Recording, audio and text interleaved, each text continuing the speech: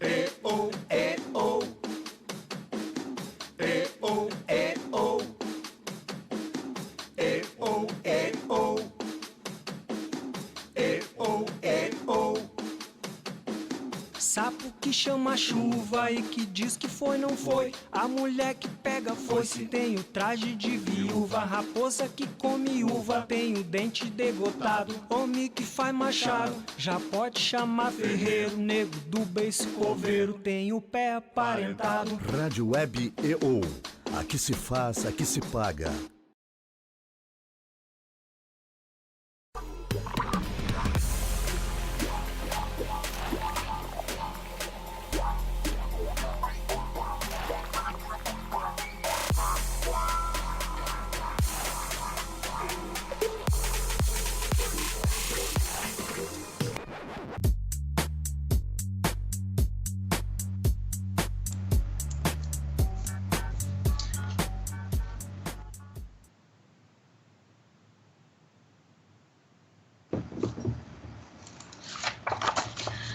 Olá! Começa agora o Tendências Comunicação EO Notícias, com apoio da agência WTAG, Resultados Reais, Digital First e também do Grupo Maven, sua fonte de conteúdo digital e privacidade de dados. Eu sou Patrícia Lapuente e trarei para vocês algumas novidades sobre o mundo da comunicação e do marketing. Bom, vocês podem estar estranhando eu estar aqui em um ambiente tão diferente. Isso porque eu estou em casa. Nós aqui da EO e também do Coletiva.net, né? Como todos sabem, estamos tentando conter a pandemia de coronavírus e se resguardando e fazendo o máximo possível em casa que a gente vai conseguir tentar conter essa pandemia. Segunda ordem, então, Coletiva.net e Rádio Web EO estarão todos trabalhando em home office. Bom, vamos falar sobre o programa de hoje, então. A convidada de hoje é jornalista, professora e também pesquisadora e fundadora da Berlim. A Andréa vai conversar comigo sobre, aliás, direto de Curitiba, sobre marcas entre gerações. Tudo bem, Andréa? Seja muito bem-vinda virtualmente, né, ao nosso programa. Oi, Patrícia, bom dia, muito obrigada, é um prazer estar aqui, também estou aqui no home office e vamos que vamos, né? Olá, que estão ouvindo e assistindo também. Tá certo. Bom, antes da gente entrar no nosso assunto, eu gostaria de pedir para te apresentar um pouco para o povo gaúcho aqui e fazer um resumo da tua trajetória. Bom, eu sou a Andréia, eu trabalho com pesquisa de mercado e análise de tendências há 13 anos. Eu sou jornalista, como a Patrícia falou, também sou professora de algumas universidades e escolas de ensino livre no Brasil. Já estive em Porto Alegre para dar aula, dou aula na Unicinos, em algumas pós-graduações, na Perestroika também, há um tempo atrás. E, enfim, eu estudo comportamento de consumo e agora eu estou fazendo um mestrado na Federal Tecnológica aqui do Paraná sobre inteligência coletiva, que é um assunto bem bacana. E é isso aí, sou fundadora da agência Berlim, que existe há 10 anos. A gente trabalha com pesquisa qualitativa de mercado e análise de tendências. Tá certo, então. Bom, antes da gente entrar de fato no assunto sobre marcas, eu gostaria que tu explicasse um pouquinho o que são as gerações, quais são elas e quem pertence a cada uma delas. Bom, Patrícia, esse assunto gerações, ele é muito interessante, né? Porque classificando gerações de indivíduos pelo ano de nascimento, pela época de nascimento, nos ajuda a estudá-los. No entanto, existem pessoas que não concordam, né? Porque acham muito generalista e tal. Então, por exemplo, assim, eu sou uma millennial, eu nasci em 1980, então eu sou uma millennial do início, né, dos millennials, de acordo com alguns institutos, de acordo com outros eu sou geração X, mas eu tenho muitas características de geração Z ou de baby boomer. Então, assim, eu já começo, assim, de partida falando que pode ser um assunto meio generalista, mas ele é assim, ele é essencialmente generalista, e ele é generalista para que a gente possa estudar e que a gente possa trabalhar com esses indivíduos.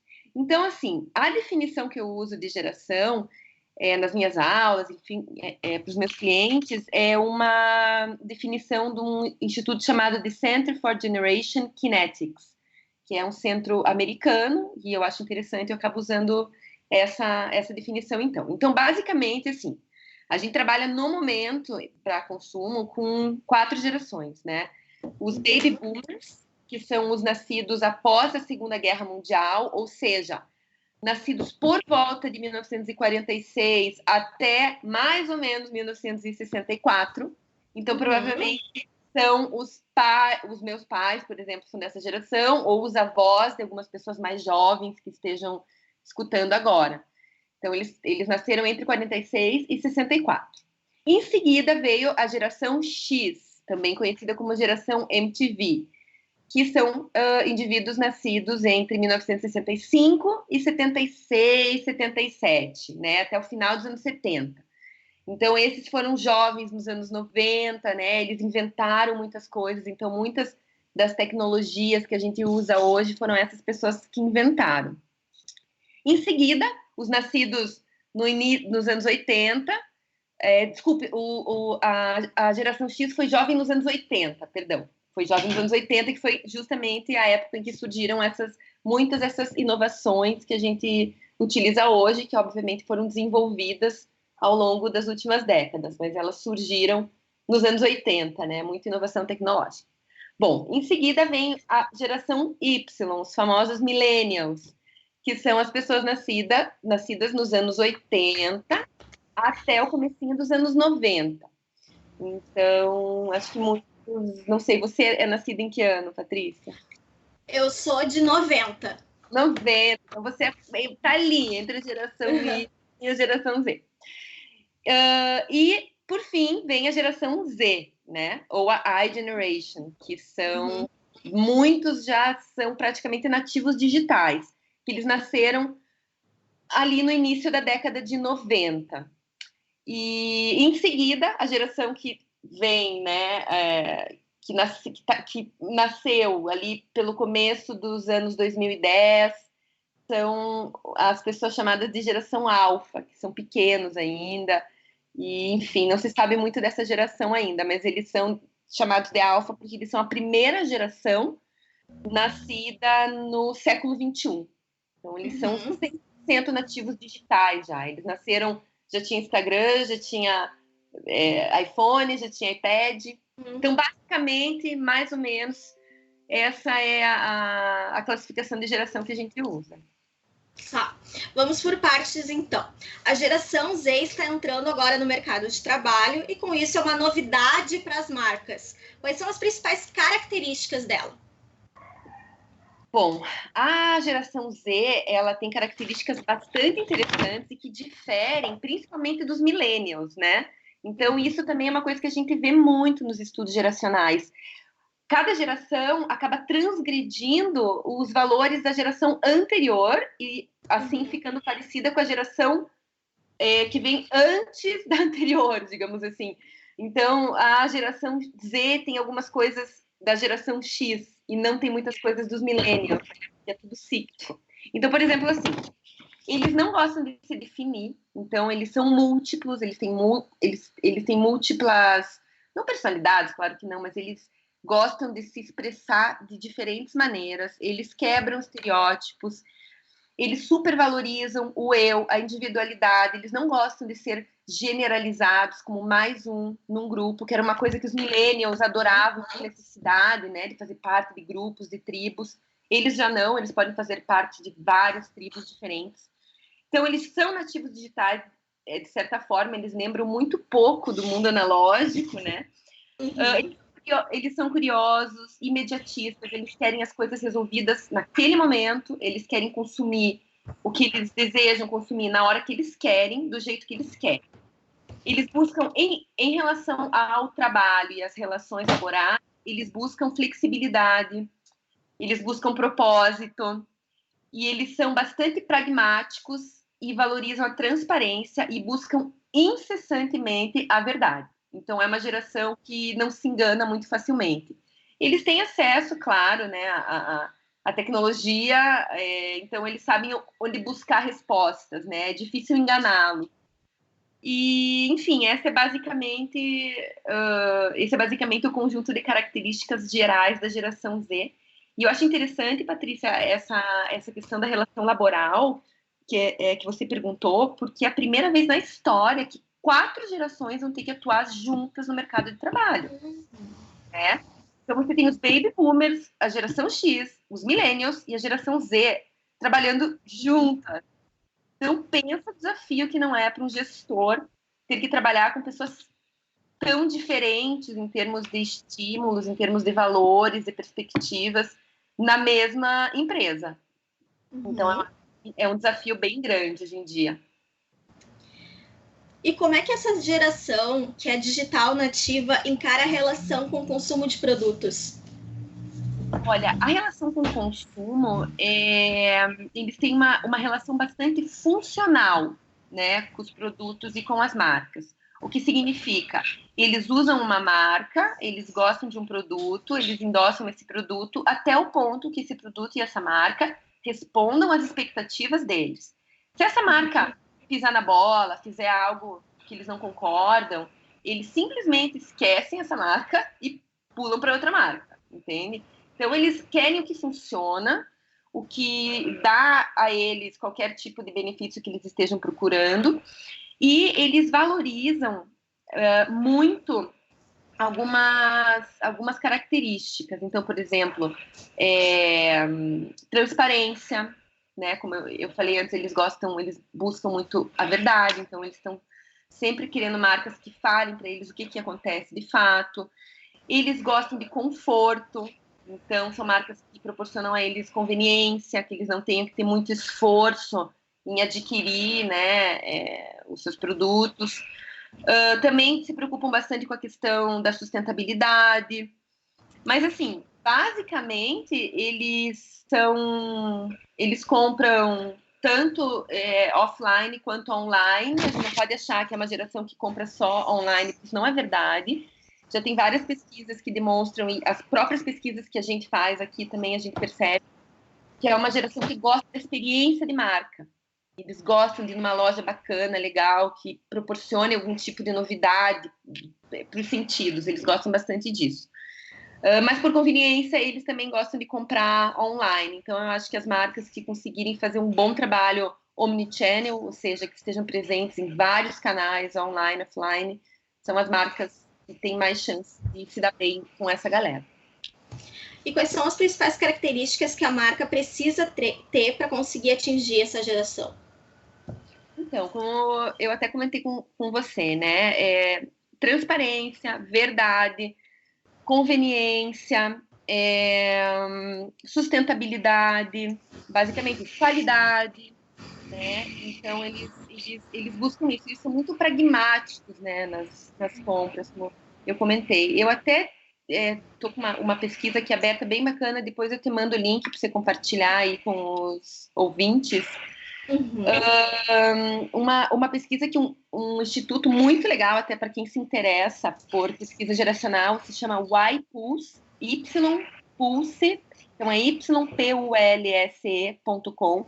Eles têm um painel de 100 mil jovens, que eles ficam, enfim, o ano inteiro fazendo pesquisa com eles e tal. E eles, anualmente, eles investigam mais de 400 marcas, traçando 16 diferentes diagnósticos de marcas, entre pessoas de 13 a 39 anos, principalmente nos Estados Unidos. E eles divulgaram, semana passada, a lista das marcas mais de moda, né? Entre a geração Y e a geração Z. Então, eu vou ler aqui as da geração Z, que é a galera que eles consideram entre 13 e 18 anos. Então, essas são as marcas que eles mais curtem. Tá Nike, em primeiro lugar, Vans, Adidas, Nike Jordan, Under Armour, Supreme, tal.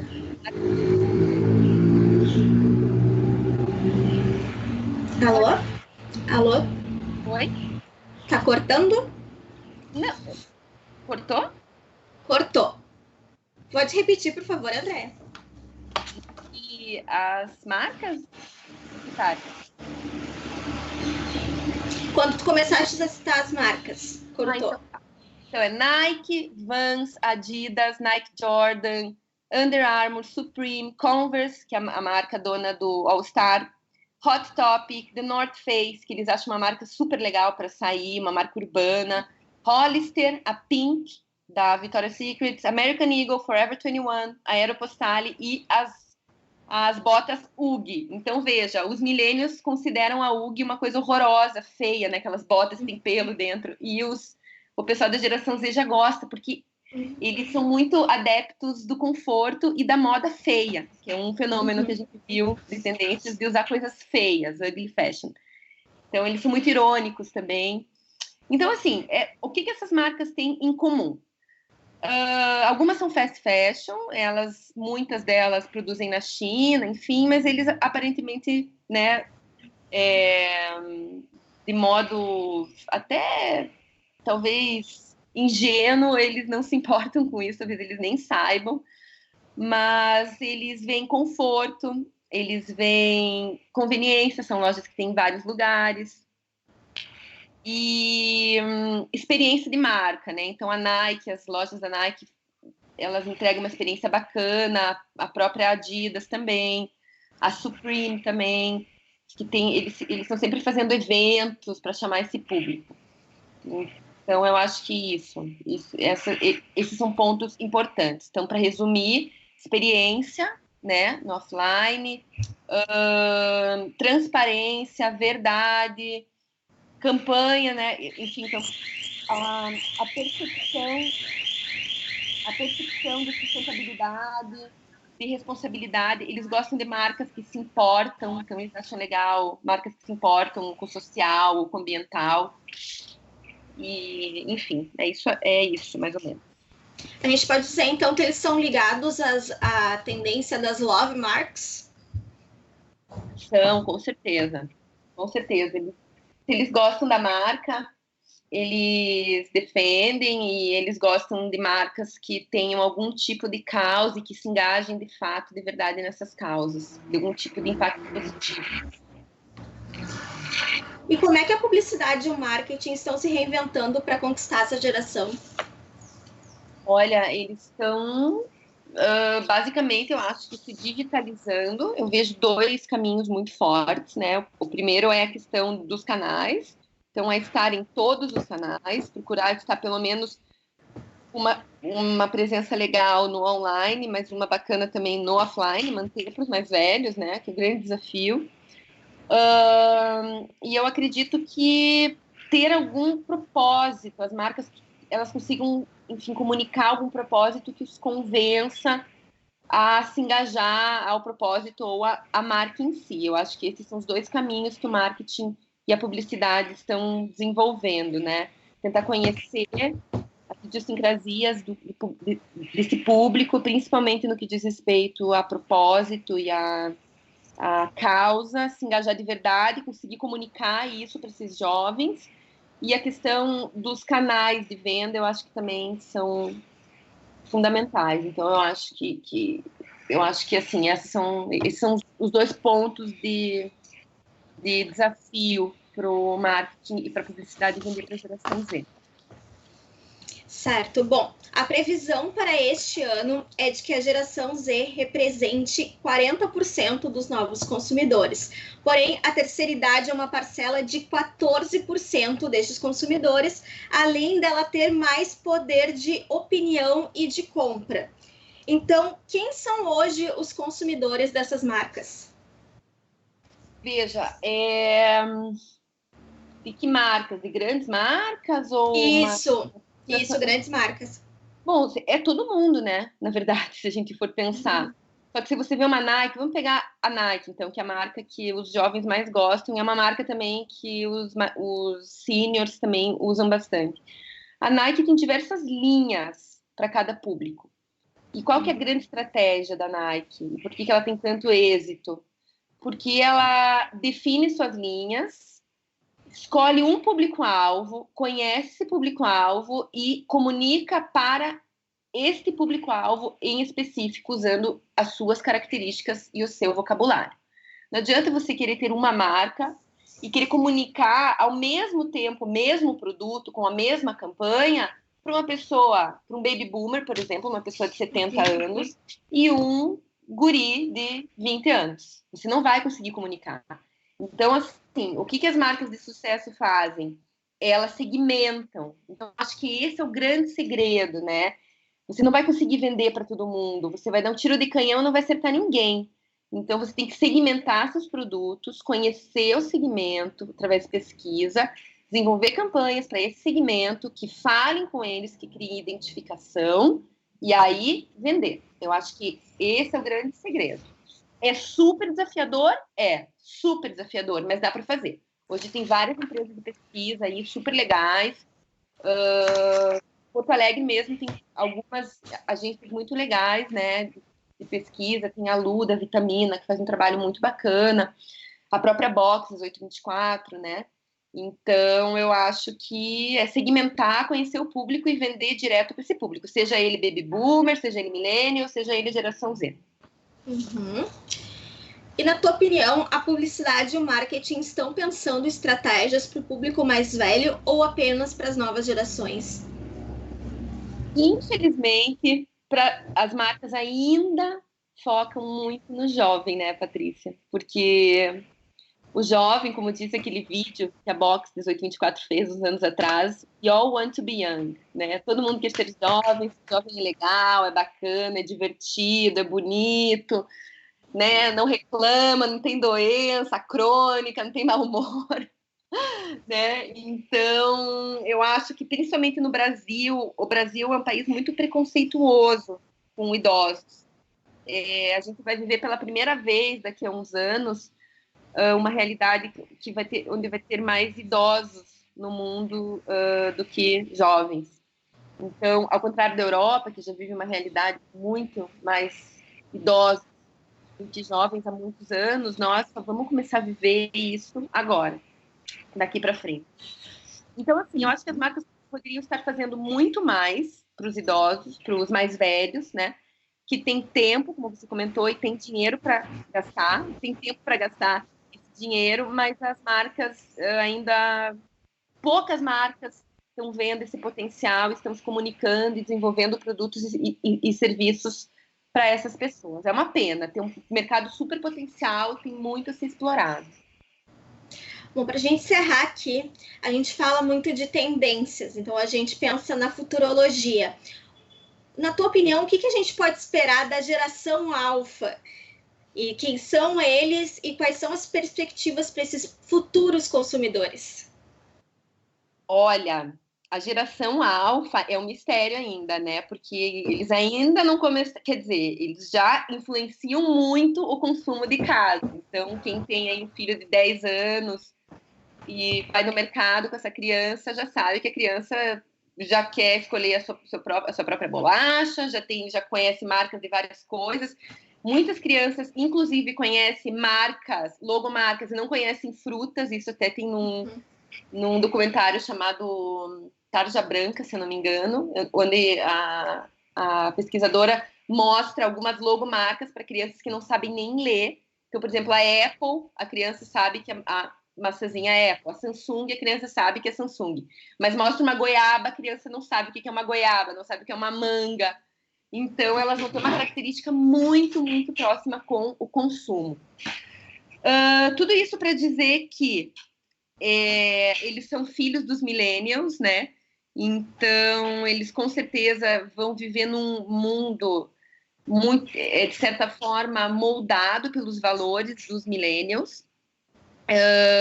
Algumas previsões que alguns especialistas fazem, que eu acho que fazem bastante sentido, é que eles vão casar muito mais tarde, e dados de uma pesquisa da Consumoteca recente fala que a geração Z quer casar.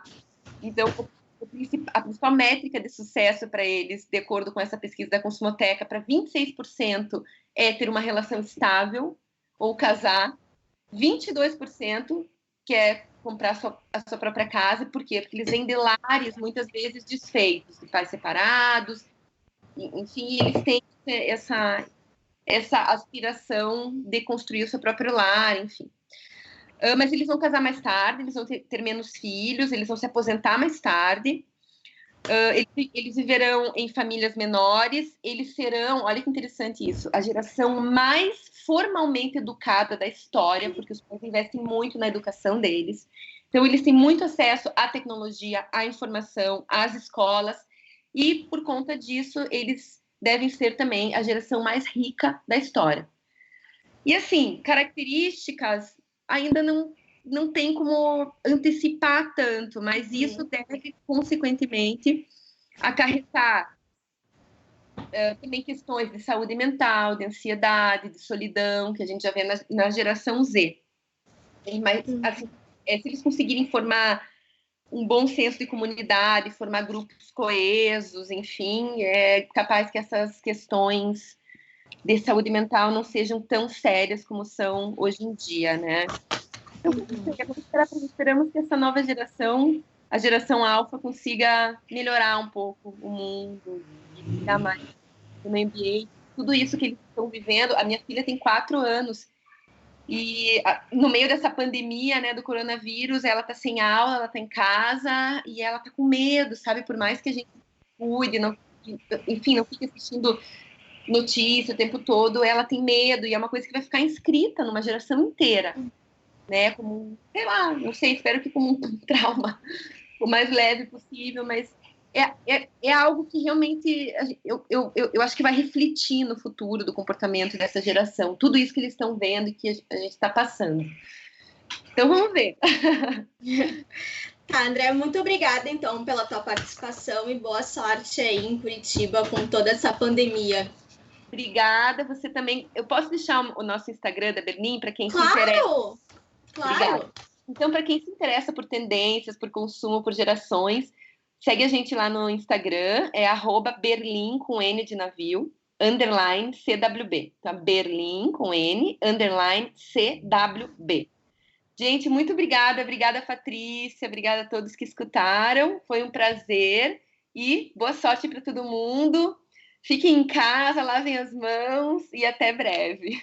Tá certo, então. Obrigada. Tchau, tchau, André. Tchau.